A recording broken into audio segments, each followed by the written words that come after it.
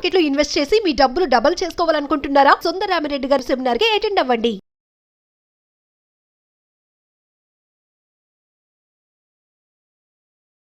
నమస్తే రమ్మగారు. నమస్తే జయ. రమ్మగారు, ఏదైనా ఒక వస్తువు కనిపించింది అనుకోండి, మనది కాదు అయినా కూడా మనసు దాని మీదకి వెళ్ళిపోతుంది. ఇది మనకైతే బాగుండు, మనకు వస్తే బాగుండు, అప్పుడు చేసుకుందాం, ఇప్పుడు పెట్టుకుందాం, అట్లా. లేదు ఎక్కడి నుంచి ఒక డబ్బులు వస్తున్నాయి అనుకుందాం, వెంటనే 100 ఖర్చులు పెట్టేసుకుంటాం. రాగానే ఇది కొనుక్కోవాలి, అది కొనుక్కోవాలి, అటు వెళ్ళాలి, ఇటు వెళ్ళాలి. అవి వస్తాయో రావో తెలియదు, వస్తాయేమో అనుకొని. సో మనసు చలిస్తూనే ఉంటుంది కదా. పూర్వం అంట ఓ ఊళ్ళో ఈశ్వరయ్య అని ఒక ఆయన కుటుంబం, ఇల్లు, వాకిలి అన్నీ చూసి చాలా రకాల కష్టాలు. 5-6 అప్పజెల్లెళ్ళు, 2-3 అన్నదమ్ములు, వాళ్ళంతమంది గంపెటి సంసారం, పిల్లలు, పెళ్ళిళ్ళు, వాళ్ళ పెళ్ళి, వీళ్ళ పెళ్ళి, చుట్టాల పెళ్ళిళ్ళు, అప్పులు, వ్యాపారాలు, వ్యవసాయం, ఇంట్లో కొట్లాటలు చూసి పెద్దవాడయ్యాడు. నడి వయసు దాటింది, వృద్ధాప్యంలోకి వచ్చేసాడు. ఆయనకు విసుగు పుట్టింది ఇవంటే. ఇక ఇల్లు వదిలిపెట్టి బాధ్యతలు పిల్లలకు అప్పచెప్పేసి కాశీ వెళ్ళి విశ్వేశ్వరుడి దర్శనం చేసుకుని చివరి జీవితం చరమాంకాన్ని చరితార్థం చేసుకుందాం అనుకున్నాడు. మంచి ఆలోచనే. సరే ఆయన బయలుదేరాడు. ఆయన వెళ్తుంటే అప్పుడు ఏమిటి, ఆ కాలినడక నడుచుకుంటూ పోవటమే. ఈ కాశీ వెళ్ళే వాళ్ళు ఎప్పుడు కూడా యాత్రలకి ఒంటరిగా వెళ్ళకూడదు అంటారు. ఆ దారిని పోతే ఎవరో ఒకళ్ళు దొరుకుతారులే యాత్రికులు అనుకుని బయలుదేరాడు ఒంటరిగా. తీర్థయాత్ర కాదుగా, చరమయాత్ర, ఈయన అంతిమయాత్ర లాంటిదే ఇంచుమించుగా. వెళ్ళిపోదాం అనుకున్నాడు, ఏదైతే అదవుతుందని. అయితే ఈయనకు ఒక 3 దొరికారు ప్రయాణికులు. వీళ్ళు కూడా ఇతను వెళ్తున్న దారి గుండానే కాశీకి బయలుదేరారు. ఈ బయలుదేరిన వాళ్ళలో ఒక అతను పర్వతయ్య. ఈయన శెట్టి గారు బాగా సంపాదించాడు. ఒక రకమైన విసుగు పుట్టింది డబ్బు వల్ల వచ్చే సమస్యలు, ఈ దాచటము, ఇక ఇది చేయటము, బ్లాక్ చేయటము, బ్లాక్ మార్కెటింగ్ అదే కదా. ఇవన్నీ తలకాయ నొప్పులు, అసహ్యం పుట్టింది జీవితం మీద. అందుకని కాశీకి వెళ్ళొద్దామని బయలుదేరాడు. ఇంకో 2 కుర్రాళ్ళు, వీళ్ళిద్దరు అన్నదమ్ములు. ఒకడు చంద్రయ్య, ఇంకొకడు సూరయ్య. చంద్రయ్య కాశీ వెళ్ళి ఏదైనా వ్యాపారం చేసుకుందాం, ఏదైనా చిన్న కొట్టు పెట్టుకుందామని కొద్దిపాటి డబ్బు సర్దుకుని వెళ్తున్నాడు. సూరయ్యకి చదువుకోవాలని ఉంది. గట్టిగా చదువుకుని ఏ పీఠాధిపతిగానో, పీఠంలో ఏమన్నాలి దాన్ని, పంతులుగానో స్థిరపడాలని కాశీ వెళ్తే ఇద్దరం కలిసి బతుకుతాం, అన్నయ్య ఏదో వ్యాపారం చేస్తాడు, చేదోడు వాదోడుగా ఉంటూ చదువుకుందామని బయలుదేరారు. వీళ్ళు 4 దారిని పడ్డారు.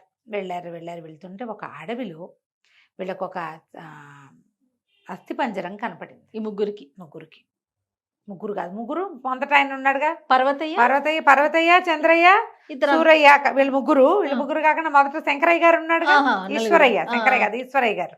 వీళ్ళు 4 కలిసి వెళ్తుంటే అడవిలో ఒక అస్థిపంజరం కనపడింది.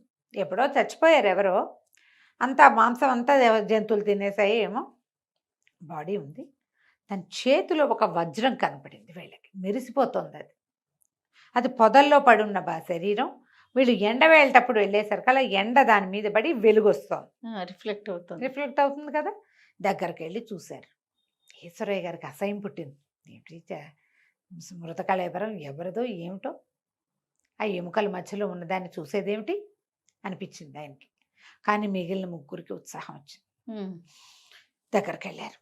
వెళ్ళి చూసి దాన్ని అలాగా కర్రపలు పెట్టి యువతలకి లాగి ఆ వజ్రాన్ని తీసుకున్నారు. కాస్త నీళ్లు జల్లి దాని మీద చేతిలోకి తీసుకుని, ఈ పర్వతయ్య గారు వ్యాపారస్తుడు, శెట్టి గారు అని చెప్పాక బంగారు వ్యాపారం ఉంది. ఆయన బాగా పరిశీలించి దీని కోణాలు, వెలుగు, ఎండలో పెడితే ఇలా పెట్టి చూసామనుకో, ఎండ వైపుకి ఒక కన్ను మూసుకొని చూడాలి. ఇట్లా చూస్తే లోపల నలకలు, గీతలు ఏమీ లేవు. ఖరీదైన వజ్రం ఇది. ఎవరికో దొరికింది, ఏ పులివాతో పడ్డాడు, అంతే కదా. సరే వెళ్ళాక మనం 4 పంచుకుందాం. ఈశ్వరయ్య గారికి కావాలని లేదు, వద్దని లేదు. వీళ్ళ 3కి మాత్రం కావాలని ఉంది. ఏమనిపించింది, పర్వతయ్య ఎంతో కొంతకు అమ్మి డబ్బులు సంపాదించుకోవచ్చు అనుకున్నాడు. ఆయన ఎందుకు వచ్చాడు ఇక్కడికి? వ్యాపారం అంటే విసుగు పుట్టి వచ్చి కూడా మళ్ళీ కనపడగా ఆ బిజినెస్ గుణం అదనమాట. దీన్ని ఎంత కమ్మచ్చు, ఎక్కడ అమ్మచ్చు, ఏ ఊళ్ళో వెళ్తే ఎంత లాభం వస్తుంది, అవన్నీ మాట్లాడాడు. కుర్రాళ్ళిద్దరు, ఒకడేమో బడ్డీ కొట్టు పెట్టుకోదలుచుకున్నవాడు. వాడికి వజ్రం వ్యాపారం ఎందుకు అక్కర్లేదు, వాడి దగ్గర డబ్బులు ఉన్నాయి. రెండో వాడు చదువుకోవటానికి బయలుదేరాడు. వీడంటాడు, చంద్రయ్య అనుకున్నాడు, ఎంత కొట్టు పెడితే ఇంత డబ్బు వస్తుంది నాకు, 10 పావలాలు వస్తాయి, అంతకంటే ఏం రాదు. ఇదైతే లక్షలు వచ్చేందుకు మార్గం ఉంది. కనీసం 1,00,000 కాకపోతే ఆ రోజుల్లో ఒక 5 వరహాలకి 5,000 వరహాలకు అమ్మినా తలా ఒక 1,200 1,250 వరహాలు వస్తాయా? వరహ అంటే ఒక సంవత్సరం వెళ్ళిపోతుంది ఒక కుటుంబానికి. అబ్బా మరి బంగారం వీళ్ళకి ఏముంది జయ, కానీ పెడితే నూనె వచ్చేదిట ఆ రోజు. మనకు అసలు తెలియని కూడా తెలియదు. అక్కడి నుంచి సూరయ్య అనుకున్నాడు, ఏ పాఠశాలలో చదువుకుని పీఠాధిపతి అయితే మాత్రం నెలకు నాకు ఎంత జీతం వస్తుంది, అంతే కదా, అంత డబ్బు అని ఆలోచించుకున్నారు. 3 వచ్చింది. 4 బయలుదేరారు. అమ్మయ్య అనుకున్నారు. 4 ఆయనకి ఏమీ ఆశ లేదు, ఏం లేదు, ఉంటే ఉందిలేదు. ఎక్కడికో వెళ్ళారు. బాగా ముందుకు నడిచి రాత్రి ఒక మర్రి చెట్టు కిందకి చేరారు. సరే ఏమనుకున్నారు, ఇంకో కుర్రాడిని చెట్టుకి ఇక్కడ ఏమన్నా చుట్టుపక్కల ఊళ్ళు ఉన్నాయో చూడమంటే, అందరికంటే చిన్నవాడుగా సూరయ్య, వాడు గబగబా చెట్టుకి పైకి చూసి చుట్టుపక్కల ఏమీ కనిపించట్లేదు, రాత్రికి ఇక్కడే పడుకుందాం. మన దగ్గర వీళ్ళు ఏం చేస్తున్నారు, ఏదైనా ఊళ్ళల్లోకి ఆగినప్పుడు రాత్రికి ఇంకో పూటకి సరిపడా ఏమైనా తెచ్చుకుంటున్నారు తలా కాస్త. సరే అన్నాడు, ఇక్కడే మంట పెట్టుకుని పడుకుందామని చెప్పేసి చక్కగా మంట పెట్టుకుని ఒక మంట వేసుకుని గంటకు ఒకళ్ళు 2 గంటలకు ఒకళ్ళు చొప్పున కాపలా ఉండేలాగా పెట్టుకున్నారు.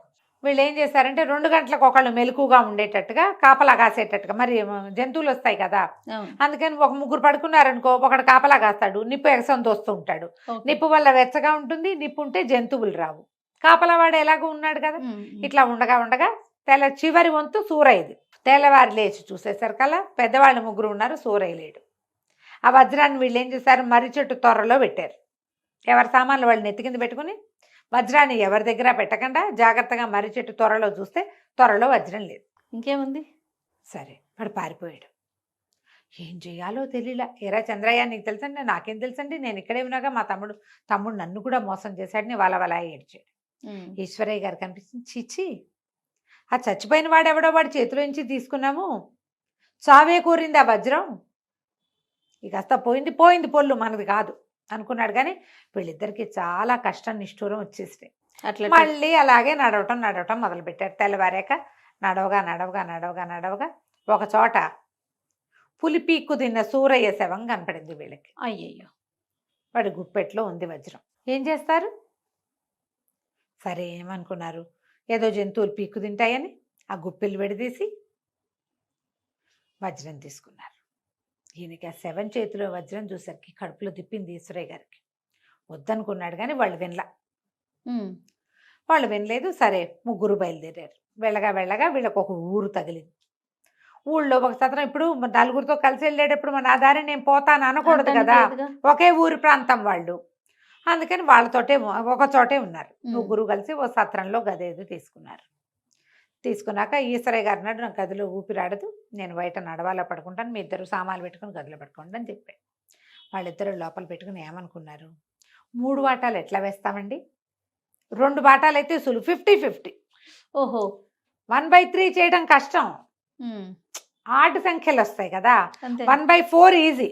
4 వాడేటకు పోయాడు, ఇప్పుడు 3 వద్దు, 1/2 చేసుకుందాం, మనం వెళ్ళిపోదాం అనుకున్నారు. అయితే వీళ్ళిద్దరూ ఆ గదిలో కూర్చుని సమాలోచన చేస్తున్నప్పుడు ఈశ్వరయ్య గారు బయట ఉండిపోయాడు. ఆయనకి ధ్యాస లేదు, కానీ ఎవరో వీళ్ళ మాటలు విన్నారు. సరే ఈయన పడుకున్నాడు, దారిని ఆయన నిద్రపోయాడు. తెల్లవారేసరికి తెల్లారింది, ఈయన లేచి పళ్ళు తోముకున్నాడు, ఏదో ఆ సత్రం వాళ్ళు ఇచ్చిన కాస్త గంజేదో తాగాడు. మా వాళ్ళు ఇంకా లేవలేదేమిటి అని చెప్పి లోపలికి వచ్చి తలుపు కొట్టాడు. తలుపు తెరుచుకునేసరికల్లా ఏముంది, వీడు చంద్రయ్యను పర్వతయ్య చచ్చిపడి ఉన్నారు. అయ్యో, ఇలా దిబోమన్నాడు సత్రం వాడు. అంతా వెతికారు. ఈయనకు అర్థమైంది, ఎవరో ఆ వజ్రం కోసం వీళ్ళిద్దరిని చంపేశారు. ఏం చెయ్యాలి బాబు, మీకేమన్నా చుట్టాలంటే చుట్టాలి కదండి, దారిలో కలిసా మా ఊరు వైపు వాళ్ళేను. సరే ఇక వాళ్ళకి కాశీ ప్రయాణంలో చచ్చిపోవాలని ఉంది, ఏం చేస్తాను. ఈయన కూడా ఈశ్వరయ్య గారు తన సంచులు గదిలో పెట్టుకున్నాడు. తన సంచి తన భుజాన్ని వేసుకుని బయలుదేరి వెళ్ళిపోయాడు. ఈ వెళ్ళేటప్పుడు కాశీ వెళ్ళేందుకు కొంతమంది సాధువులు, తర్వాత 2-3 ఫకీర్లు వెళ్తుంటే వాళ్ళతో కలిసి వెళ్ళటం మొదలుపెట్టాడు. వెళ్ళగా ఆయనకి ఒక అడవి మార్గాన్ని పట్టాక ఒకడెవడో చచ్చిపడి ఉన్నవాడు కనిపించాడు. వాడి చేతిలో వజ్రం ఉంది. ఓకే, వీడు ఏం చేశాడు, వాళ్ళిద్దరిని ఆయన అటువైపు తలకాయ కూడా తిప్పి చూడలేదు. ఎంతమంది చచ్చిపోయారు మరి. పైగా నేనేదో జీవితం వద్దనుకుని కాశీకి వెళ్తూ మళ్ళీ ఎందుకు ఇలా ఆశపడాలి, భగవంతుడు ఇస్తాడని నమ్మి కదా వాళ్ళు బయలుదేరారు. వీళ్ళు బయలుదేరిన వాళ్ళు ముగ్గురు దుర్మరణాల పాలే అయిపోయారు. నేనెందుకు చేయాలి? స్థితప్రజ్ఞుడిగా ఉండద్దా మనుషుడు అయిన వాడు? ఖచ్చితంగా. మందేదో అదే మంది. నేనేదో 10 రూపాయలు తెచ్చుకున్నా, దారిలో ఏది దొరికితే అది ఉంటుంది, అక్కడ ఏది ఉంటే అది ఉంటుంది. తెచ్చిన 10 రూపాయలు నేను గుళ్ళోనే వేసేస్తా. అన్నం పెట్టదలుచుకుంటే భగవంతుడికి గుప్పెడు అన్నమే తక్కువ నాకు పెట్టడానికి. ఇంత ఇన్ని వేల జీవకోట్లకి అన్నం పెట్టే దేవుడు నాకు పెట్టడు? నాకు కూడా పెడతాడు ఎక్కడో చోట. నిశ్శబ్దంగా వెళ్ళిపోయాడు. ఆ ఫకీర్లు అందరూ ఎవరినైనా అని అడిగారు. ఎవరో బాబు పాపం చచ్చిపోయాడు, మనకెందుకులేండి, కామ్గా కాశీ వెళ్ళిపోయాడు. స్థితప్రజ్ఞుడు. ఎస్. ఆయన మనసు చెలించల. మనం ఏం చేస్తామంటే ఎప్పుడు కూడా ఏదైనా ఒకదానికి ఆశ పెడతాం, దీనివల్ల ఏమొస్తుంది ఏం రావచ్చు అనేది ఎప్పుడు ఆలోచించరు. ముందు ఏమొస్తుందో ఆలోచిస్తే తర్వాత ఏం చెయ్యాలో ఆలోచించవచ్చు. ఎస్ కదా. మనసుని చెలించనివ్వకండి. మీది ఏదో అది మీ చేతిలోకి వస్తుంది. ఖచ్చితంగా. అక్కడెక్కడో ఉన్నది తీసుకుంటే అది మీదవదు.